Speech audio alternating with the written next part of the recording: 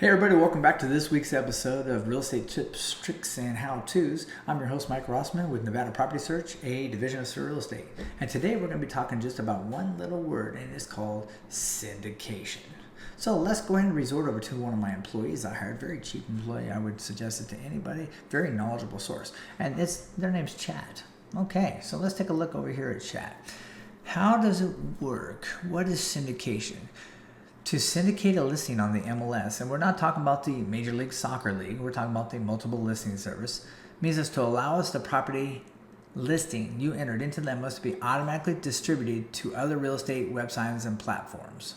Now, when I say websites and platforms, we'll call them partners, if you will, because they do have an agreement with us to receive our information. And we'll talk a little bit about what they do with our information in just a minute. So, what are some of the providers? Zillow, Realtor.com, Homes.com, Redfin, Broker IDX websites like my website's an IDX website. They receive our information. I receive the information and give it back to myself. Kind of a funny thing, right? But it works that way. It's a tool for us agents to let you have access to certain things and see properties and see us. But it works the same way as Zillow, Trulia, Redfin, all the sites do. Today we're going to focus a little bit mostly on Zillow, but we'll talk a little about how they all kind of conglomerately work the same way. That being said, let's jump right in. Okay, so just a real kind of quick example on how syndication typically works. So we put our property on the market in the MLS, and we click our little button, the easy part, and it just goes out to the world, okay? So why is that important to you? It's kind of the key term I just used a second ago called the world, okay? If we just had MLS locally in town, kind of like the old school days where we just had our books that we had all the listings in and they were updated. I don't even remember how often they were. It made things very slow. Properties coming to the market a little bit harder to access. Nowadays, digital world, it's really simple. But it's not just Las Vegas we're marketing to with the MLS. We get to market to the world.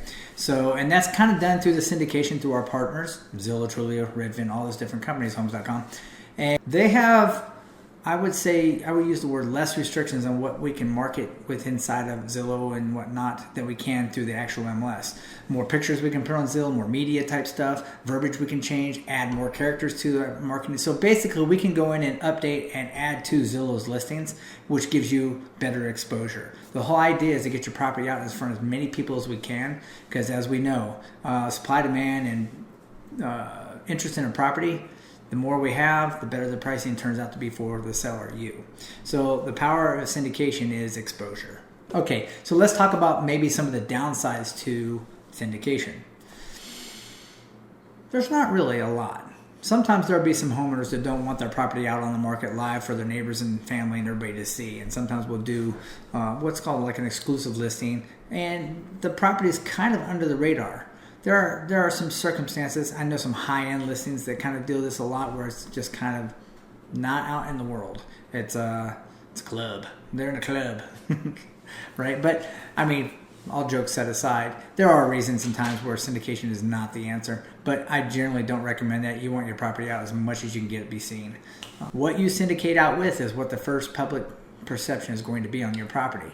Please don't syndicate your listing without good pictures on it, because those are the first impression that the public is going to see, and they're going to be everywhere. And sometimes these sites that get your syndicated listing doesn't update as fast as like Zillow or Trulia does, right? So you might have that picture where it's the front of your house forever or a long time.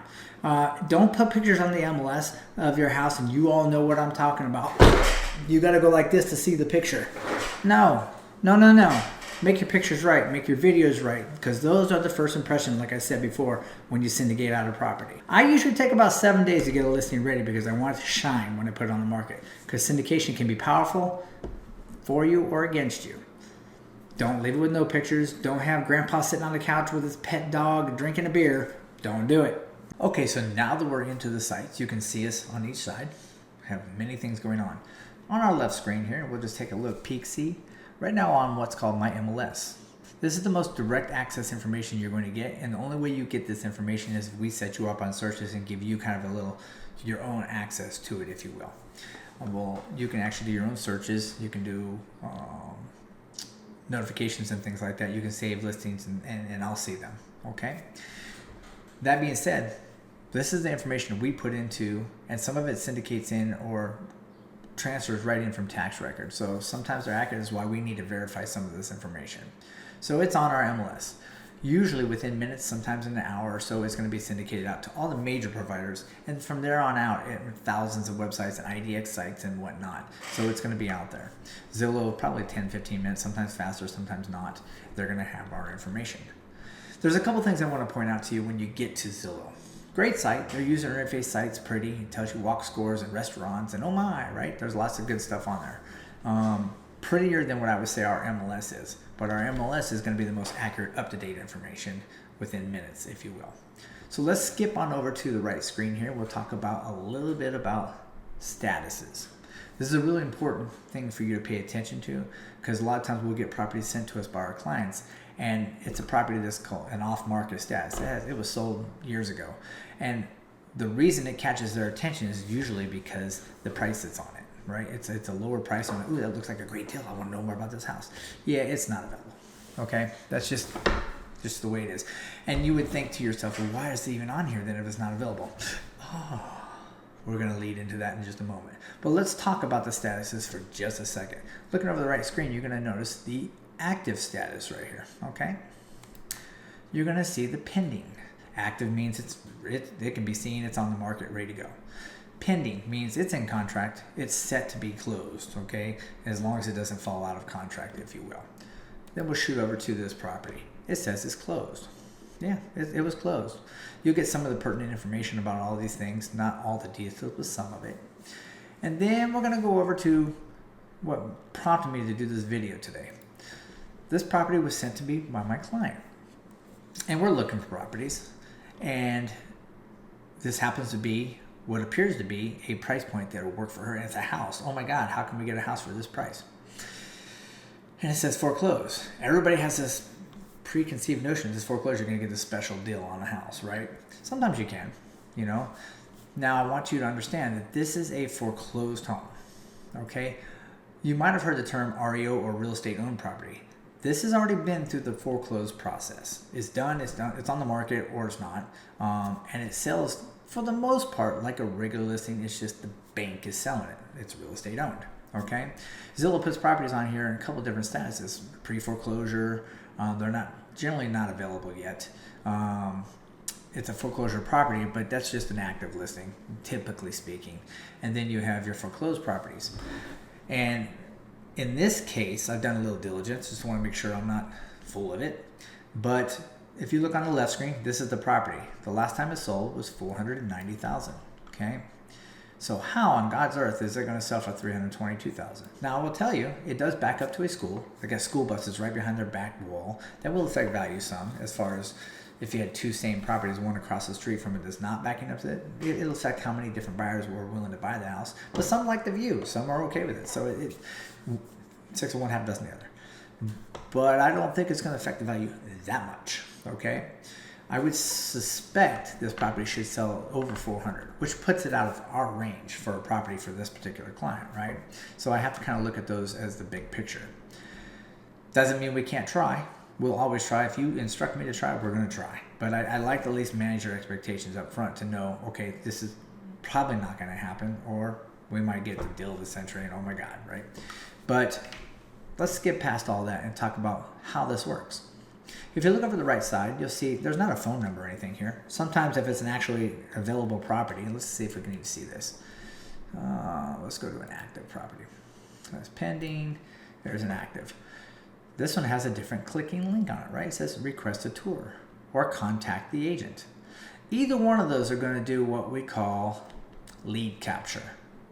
And what's going to happen is you're going to put your information. You ever put your information in one of these things, and all of a sudden you start getting calls from agents? Hey, this is blah, blah, blah from ABC Real Estate, and I saw you were looking at this property, right? Then you're going to get all the slot questions. And these are not a bad thing, but just know that when you put your information, this is what's going to happen. Because what happens here is, let's just go ahead and click on it. Contact an agent. You put your information. Boom, you're going to get it. But let's go over to the Hawthorne property. Same concept. Estimated price. I want to know more about this house. It's amazing. I think I can get that. It's like, oh my God. Right? Find a foreclosure agent.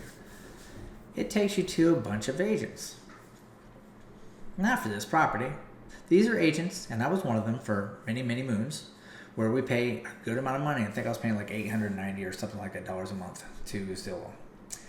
And when you click on there, once again, you're going to give them your information, and then they're going to call you and ask you all the questions. And they're going to try to develop you as a client. And if they're good, they'll be more client-centric, and they're going to ask you questions, and they're going to help you. Some will just try to sell you. That's just what it is, right? So just know that that's how Zillow, Trulia, Redfin, Homes.com, and all my work, right? There are times where there are properties on Zillow, Homes.com that are not listed through the MLS, that are not listed with an agent. And times are changing a little bit. You might see that more and more. Doesn't mean we can't get access to it or call and find out information and maybe schedule appointments. We still will do the diligence for it, but they're not available.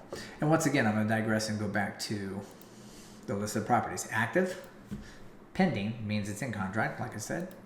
Closed, it's not available anymore. Why is it on here? Well, because they'll still claim and get leads off of it for agents, and then they'll help them find another property. So that's how this syndication works in a nutshell. Okay.